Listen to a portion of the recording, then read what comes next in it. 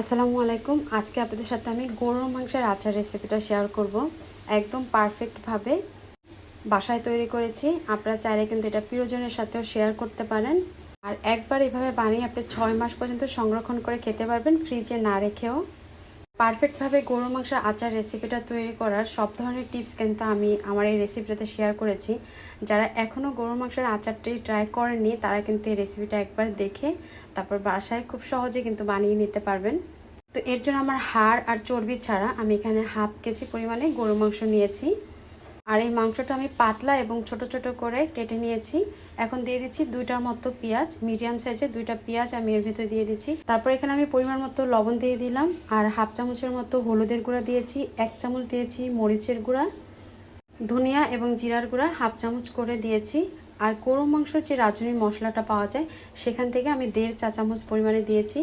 এটা দিলে আপনি যে গরুর মাংসের আচারটা, এটার একটা এক্সট্রা ফ্লেভার আপনি পাবেন, আপনি দিয়ে আসলে দেখতে পারেন। তো 1.5 চা চামচ দিয়েছি। আর আদা রসুন বাটা আমি এখানে 1.5 চামচ দিয়েছি। যেহেতু আমি আদা আর রসুন দুটো একসাথে করে বেটে নিয়েছি সেজন্য 1.5 চামচ দিলাম। আর দিয়ে দিচ্ছি আমি এখানে সরিষার তেল। অল্প পরিমাণে সরিষার তেল দিয়ে তারপর খুব ভালো করে হাত দিয়ে এটা মেখে নিব। আর পেঁয়াজটা যতটা পারা যায় হাত দিয়ে একদম নরম করে দিতে হবে। তারপর এখানে হাত ধোয়া পানি দিয়ে দেব, 1 থেকে 1.5 কাপের মতো আর কি পানি দিয়েছি। আসলে যারা আচার তৈরি করে তারা একসাথে 2-3 কেজি গরু মাংস দিয়ে তারপর আচার তৈরি করে, যার কারণে আচারে কোনো রকম পানির ব্যবহার করা লাগে না। আমি যেহেতু অল্প পরিমাণে করছি, মানে হাফ কেজির মতো, তো সেক্ষেত্রে আমাকে তো অবশ্যই একটু পানি দিয়ে তারপর এটা সিদ্ধ করে নিতে হবে, নতুবা মাংসটা সিদ্ধ হতে চাইবে না। এখন আচারের জন্য একটা মশলা করে নিচ্ছি। প্রথমে দিয়ে দিলাম মিষ্টি জিরা মৌরি যেটাকে বলে সেটা হাফ চা চামচ, তারপরে দিয়ে দিচ্ছি 5 ফোড়ন হাফ চা চামচ, তারপর জিরা দিয়ে দিচ্ছি হাফ চা চামচ, তারপর গোটা যে ধনিয়াটা সেটা হাফ চামচ দিয়েছি, শুকনা মরিচ 2-3টার মতো দিয়েছি, 2টা লং দিয়েছি। এটা শুকনা খোলায় টেলে তারপরে আমি এটা আধা ভাঙা করে ভেঙে নেব। এখন এটা ম্যারিনেট করে রেখেছিলাম মাংসটা আমি 10 মিনিটের মতো, এখন চুলার উপরে দিয়ে দিলাম আর কিছু তেজপাতাও দিয়েছি। প্রথমে 2-3 মিনিটের মতো হাইটে রাখলো, পরে চুলার আঁচটা একদম লোতে করে রেখেছি যাতে মাংসগুলা খুব ভালো করে সিদ্ধ হয় আর মশলাটাও ভিতরে যায়। আর মাঝে মাঝে ঢাকনা তুলে অবশ্যই একটু নেড়ে চেড়ে দিতে হবে, মানে যাতে করে পানিটা একদম শুকিয়ে যায় সে পর্যন্ত এই মাংসটা রান্না করতে হবে। তো আমার কিন্তু একদম পানিটা শুকিয়ে গেছে আর যে মশলাটা ছিল সেটা মাংসের গায়ে লেগে লেগে গেছে। এই পর্যায়ে চুলাটা অফ করে এটা আমি নামিয়ে নেব।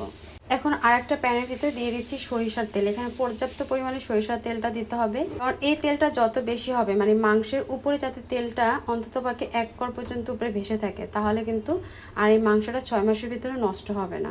এই কারণে তেলের পরিমাণটা একটু বেশি দিয়ে এখানে আমি আস্ত রসুন, তারপর গরম মশলা, একটা রসুনটাকে খুলে কয়েক টুকরা রসুন দিয়ে দিচ্ছি, আর যে মাংসটা রান্না করা ছিল সেই মাংসটা দিয়ে এখন আমি আস্তে আস্তে করে এটা ভেজে নেব চুলার আঁচটা লোতে করে।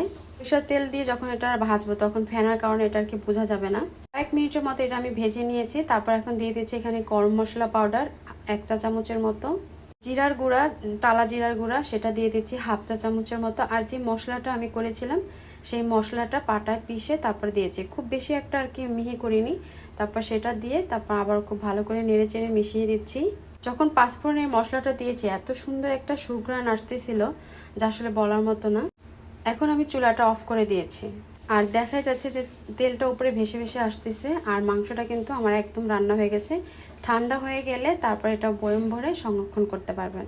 তৈরি হয়ে গেল আমার গরুর মাংসের আচার। যখন ইচ্ছা তখন কিন্তু এটা খেতে ইচ্ছে করলে খেতে পারবেন, খিচুড়ির সাথেও খেতে পারবেন। রেসিপিটা ভালো লাগলে রিকোয়েস্ট থাকলো আমার চ্যানেলটি সাবস্ক্রাইব করার। দীর্ঘদিন যদি ভালো রাখতে চান তাহলে উপর থেকেও কিন্তু এভাবে তেল ভাসিয়ে রাখতে হবে, তাহলে আর এই মাংসের আচারটা কোনো রকম নষ্ট হবে না। তো আজ এই পর্যন্তই। আল্লাহ হাফেজ।